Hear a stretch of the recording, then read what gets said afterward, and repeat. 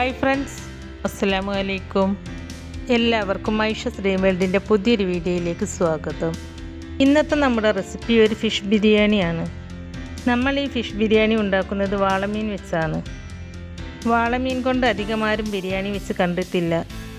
എല്ലാവരും ആവോലി, അയക്കോറ, നെയ്മീൻ ഇവയൊക്കെ വെച്ചാണ് ചെയ്യാറ്. അപ്പോൾ എനിക്ക് ഈ മീൻ കിട്ടിയപ്പോൾ എനിക്ക് തോന്നി ഈ മീൻ വെച്ച് ബിരിയാണി വെച്ച് നോക്കിയാലോ എന്ന്.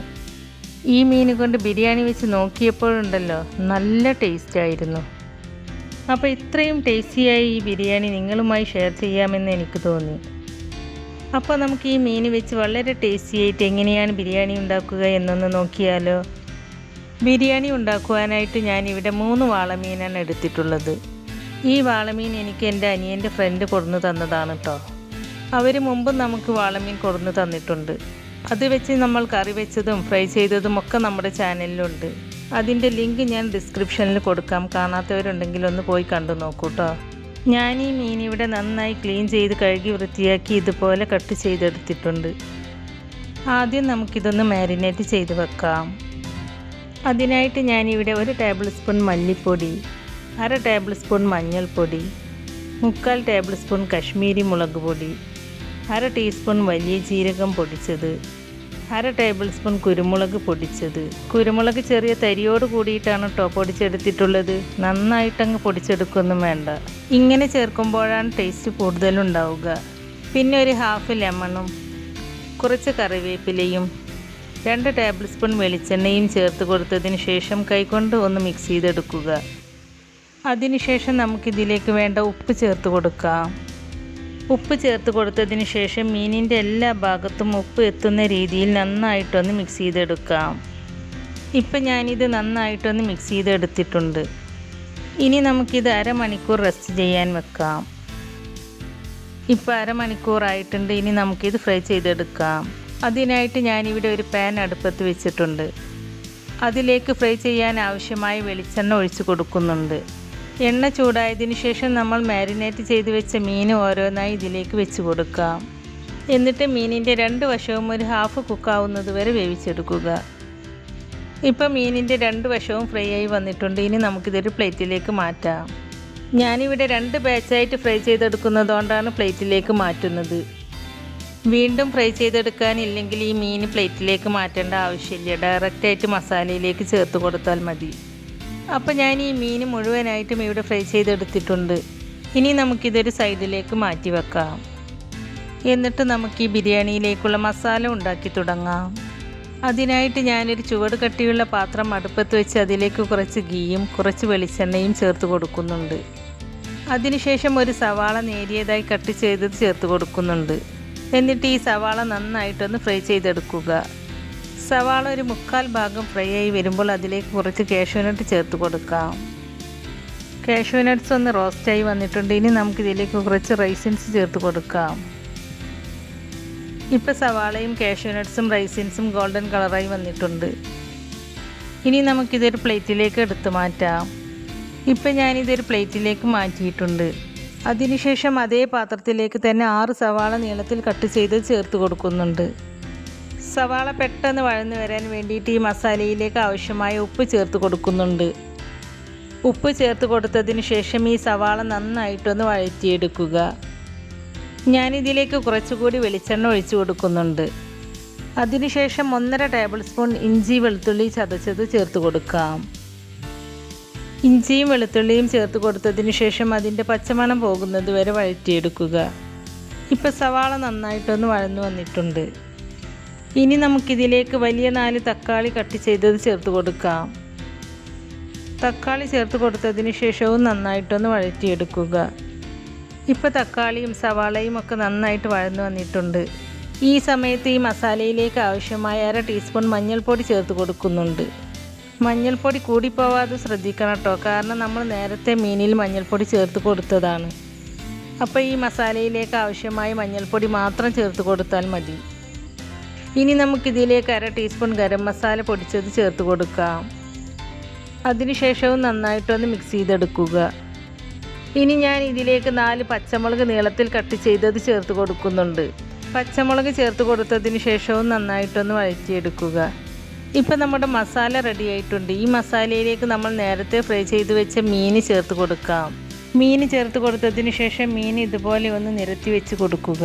എന്നിട്ട് ഈ മീൻ പൊട്ടിപ്പോവാത്ത രീതിയിൽ ഈ മീനിൻ്റെ മുകളിലേക്ക് മസാല ഇതുപോലെ വെച്ച് കൊടുക്കുക. മീനിൽ മസാല നന്നായിട്ട് പിടിക്കാൻ വേണ്ടിയിട്ടാണ് ഇങ്ങനെ ചെയ്യുന്നത്.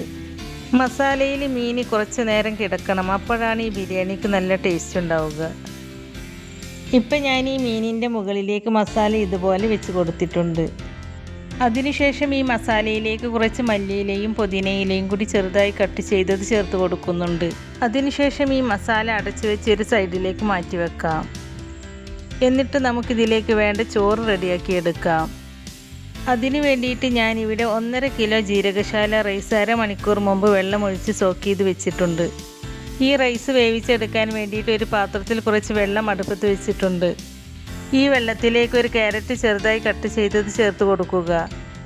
പിന്നെ ഇതിലേക്ക് കുറച്ച് ഗ്രാമ്പു, ഏലക്ക, പട്ട എന്നിവ ചേർത്ത് കൊടുക്കാം. പിന്നെ ഈ റൈസിലേക്ക് ആവശ്യമായ ഉപ്പ് ചേർത്ത് കൊടുക്കാം. എന്നിട്ട് ഈ വെള്ളം നന്നായിട്ട് വെട്ടി തിളക്കുന്നത് വരെ വെയിറ്റ് ചെയ്യാം. ഇപ്പോൾ വെള്ളം നന്നായിട്ട് തിളച്ച് വന്നിട്ടുണ്ട്. ഇനി നമുക്ക് ഈ വെള്ളത്തിലേക്ക് സോക്ക് ചെയ്ത് വെച്ച റൈസ് ചേർത്ത് കൊടുക്കാം. റൈസ് മുഴുവനും ചേർത്ത് കൊടുത്തതിന് ശേഷം ഇതുപോലെ ഒന്ന് ഇളക്കി കൊടുക്കുക. ഈ റൈസ് വേവിച്ചെടുക്കാൻ വെള്ളത്തിന് പ്രത്യേകിച്ച് അളവൊന്നുമില്ല കേട്ടോ. കാരണം നമ്മൾ ഈ വെള്ളം വറ്റിച്ചെടുക്കല്ല ചെയ്യുന്നത്, വെള്ളം വാർത്തെടുക്കുകയാണ്. ഇപ്പോൾ ഈ റൈസ് നന്നായിട്ട് തിളച്ച് വന്നിട്ടുണ്ട്. നമ്മൾ ഈ ബിരിയാണി ദം ചെയ്തിട്ടാണ് ഉണ്ടാക്കിയെടുക്കുന്നത്. അതുകൊണ്ട് ഈ റൈസ് 90% വരെ വേവിച്ചെടുത്താൽ മതി. ബാക്കി 10% ദമ്മിൽ കിടന്ന് വെന്ത് കിട്ടും. ഇപ്പം നമ്മുടെ റൈസ് പാകത്തിന് വെന്ത് കിട്ടിയിട്ടുണ്ട്. ഇനി നമുക്ക് വെള്ളം വാർത്തെടുക്കാം. ഇപ്പം ഞാൻ ഈ റൈസിലെ വെള്ളമൊക്കെ വാർത്തെടുത്തിട്ടുണ്ട്. ഇനി നമുക്ക് ഈ ബിരിയാണി ദം ചെയ്യുന്നത് എങ്ങനെയാണെന്ന് നോക്കാം. ആദ്യം നമുക്ക് ഈ മസാലയിൽ നിന്ന് മീനൊക്കെ ഒരു പ്ലേറ്റിലേക്ക് എടുത്ത് മാറ്റാം. മീൻ ഇതുപോലെ എടുത്ത് മാറ്റുന്നത് റൈസ് മിക്സ് ചെയ്തെടുക്കുമ്പോൾ മീൻ പൊട്ടിപ്പോവാതെ കിട്ടാനാണ്.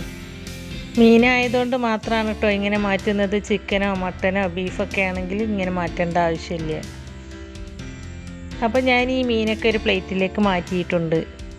ഇനി നമുക്ക് ഈ മസാലയുടെ മുകളിലേക്ക് വേവിച്ച് വെച്ച റൈസിൽ നിന്ന് പകുതി റൈസ് ഇട്ട് കൊടുക്കാം.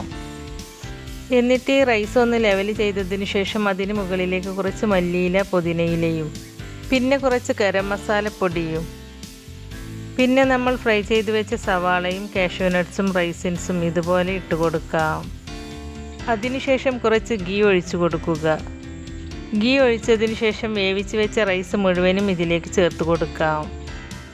അതിനുശേഷം റൈസ് ഒന്ന് ലെവൽ ചെയ്തതിന് ശേഷം നേരത്തെ ചെയ്തതുപോലെ കുറച്ച് ഗരം മസാലയും മല്ലിയില, പുതിനയിലയും പിന്നെ നേരത്തെ ഫ്രൈ ചെയ്ത് വെച്ച സവാളയും കാഷ്യൂ നട്ട്സും റൈസിൻസും ഇതുപോലെ ഇട്ട് കൊടുക്കാം. അതിനുശേഷം നമ്മൾ നേരത്തെ മസാലയിൽ നിന്നും എടുത്തു മാറ്റിയ മീൻ ഇതുപോലെ വെച്ച് കൊടുക്കാം. മീൻ ഇതുപോലെ വെച്ച് കൊടുത്ത് ദം ചെയ്തെടുക്കുമ്പോൾ ഈ മീൻ നല്ല സോഫ്റ്റ് ആയിട്ടും നല്ല ടേസ്റ്റി ആയിട്ടും കിട്ടും. അതുപോലെ ഈ മീനിൻ്റെ നെയ്യൊക്കെ ഈ ചോറിലേക്ക് ഇറങ്ങിയിട്ട് ബിരിയാണിക്ക് നല്ലൊരു ടേസ്റ്റ് ആയിരിക്കും. അതുകൊണ്ട് നിങ്ങളും ഇതുപോലെ തന്നെ ദം ചെയ്തെടുക്കണം കേട്ടോ. മീൻ വെച്ച് കൊടുത്തതിന് ശേഷം കുറച്ച് ഗീ ഇതുപോലെ ഒഴിച്ചു കൊടുക്കാം. എന്നിട്ട് അടച്ച് വെച്ച് ദം ചെയ്തെടുക്കാം. ഞാനിവിടെ ഒരു 20 മിനിറ്റാണ് കേട്ടോ ദം ചെയ്തെടുക്കുന്നത്. 20 മിനിറ്റിന് ശേഷം നമുക്കിതൊന്ന് തുറന്നു നോക്കാം.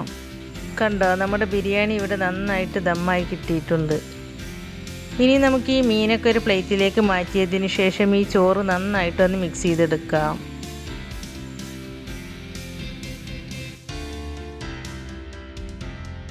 ഇപ്പം ഞാനിത് നന്നായിട്ടൊന്ന് മിക്സ് ചെയ്തെടുത്തിട്ടുണ്ട്. ഇനി നമുക്കിത് ചൂടോട് കൂടി തന്നെ സെർവ് ചെയ്യാം.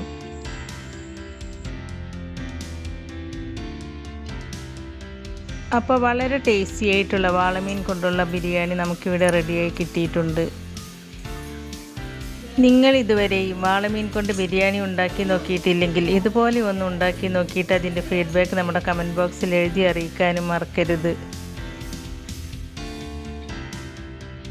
നമ്മുടെ ഇന്നത്തെ ഈ റെസിപ്പി നിങ്ങൾക്ക് ഇഷ്ടമായിട്ടുണ്ടെങ്കിൽ ലൈക്ക് ചെയ്യാനും ഫ്രണ്ട്സ് ആൻഡ് ഫാമിലിയിലേക്ക് ഷെയർ ചെയ്ത് കൊടുക്കാനും അതുപോലെ ഈ ചാനൽ സബ്സ്ക്രൈബ് ചെയ്യാതെ പുതുതായി ആരെങ്കിലും കാണുന്നവരുണ്ടെങ്കിൽ ഒന്ന് സബ്സ്ക്രൈബ് ചെയ്ത് സപ്പോർട്ട് ചെയ്യുകയും ചെയ്യണേ. സബ്സ്ക്രൈബ് ചെയ്യുമ്പോൾ കൂടെ കാണുന്ന ബെല്ലൈക്കണിൽ ക്ലിക്ക് ചെയ്ത് അതിൽ ആളെന്ന ഓപ്ഷൻ തന്നെ എനേബിൾ ചെയ്ത് വെക്കുകയാണെങ്കിൽ പുതിയ റെസിപ്പീസ് അപ്ലോഡ് ചെയ്യുമ്പോൾ അതിൻ്റെ നോട്ടിഫിക്കേഷൻ നിങ്ങൾക്ക് കിട്ടുന്നതാണ്. ഇൻഷാ അല്ലാഹ് പുതിയ റെസിപ്പീസുമായി വീണ്ടും വരാം. Thank you.